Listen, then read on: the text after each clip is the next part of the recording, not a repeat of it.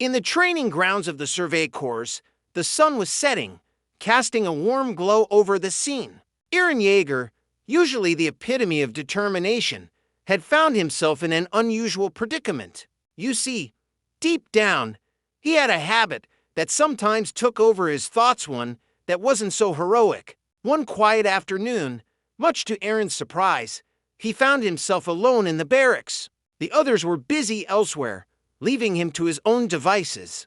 In the heat of boredom, and maybe too many thoughts of his childhood crush, he became increasingly distracted.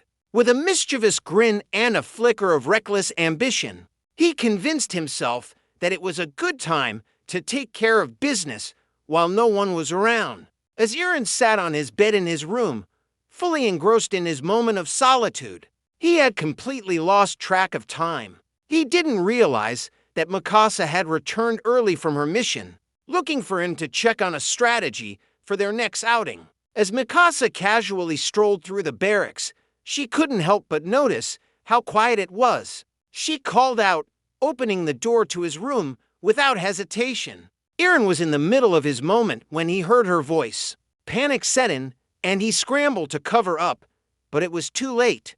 Mikasa froze, eyes wide as she processed what she had walked in on. There was Aaron, wide-eyed and mortified, hands still awkwardly positioned. "Aaron," she exclaimed, shock evident in her voice. Caught red-handed, Aaron stammered, "I was just a training." He tried to play it cool, but it was clear that his cheeks were burning red. Mikasa crossed her arms, trying to hide a smirk. "That's not what it looks like." Aaron, desperate to change the topic, blurted out, "Wait, I can explain. You know how the Titans, they take things too far. I was just, exploring my abilities." The more he spoke, the worse it sounded.